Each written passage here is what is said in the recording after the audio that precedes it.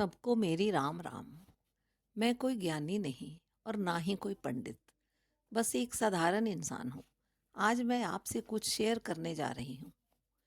ये वो कहानी है जो हमें जीने की राह दिखाती है। ये भाई भाई के प्रेम की कहानी है, पति पत्नी के साथ की कहानी, मित्रता की कहानी, पिता पुत्र के प्यार की कहानी, अच्छाई बुराई की कहानी। इसमें और भी बहुत कुछ है। मैंने इससे बहुत कुछ सीखा है, जिसका नाम है राम कहानी। सदियों पुरानी कहानी है, पर मुझे हमेशा नई लगती है। तुलसीदास जी ने 1631 में रामायण लिखी थी। मैं बहुत सिंपल वे में आपको सुनाने की कोशिश करूंगी। मुझे उम्मीद है आप सब मेरा साथ जरूर देंगे। और हाँ, अगर कोई गलती हो तो क्षमा करना और सुधार भी। आप सब जानते हैं कि त्रेता युग में भगवान राम ने मनुष्य रूप में अवतार लिया था। इसके कई कारण थे। उनमें से आज मैं आपको एक कारण सुनाती हूँ, जो शिव जी ने सती को सुनाया था। शिव जी सती को बताते हैं कि एक राजा था जिसका नाम था मनु। उनकी पत्नी का नाम था शत्रुपा। दोनों बहुत अच्छे विचार वाले थे, बहुत अच्छे आचरण वाले थे। राजा मनु ने बहुत समय तक राज्य किया।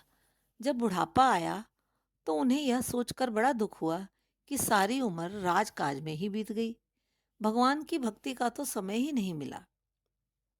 ये जन्म तो बेकार ही बीत गया। ये सोच आते ही राजा मनु अपने पुत्रों को राजकाज देकर अपनी पत्नी शत्रुपा के साथ वन को चले गए। चलते चलते दोनों गोमती नदी के किनारे पहुंचे। वहीं रहकर भगवान के मंत्र ओम नमो भगवते वासुदेवाय का जप करने लगे। वो फल फूल खाते और भगवान के नाम का जप करते।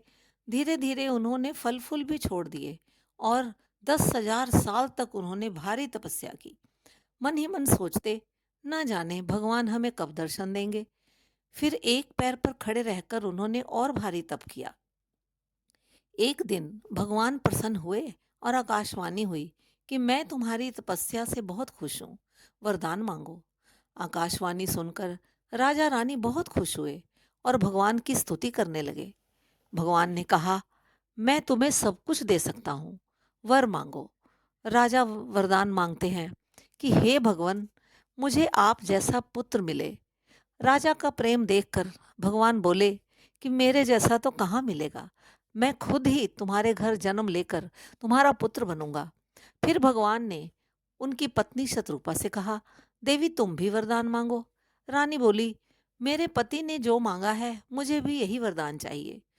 भगवान बोले, ऐसा ही होगा। और इतना कहकर वो अंतर ध्यान हो गए। यही मनु और शत्रुपा आगे चलकर राजा दशरथ और रानी कौशल्या हुए और अपना वरदान सच करने के लिए भगवान ने राम बनकर पुत्र रूप में उनके घर जन्म लिया।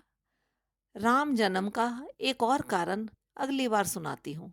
तब तक राम राम।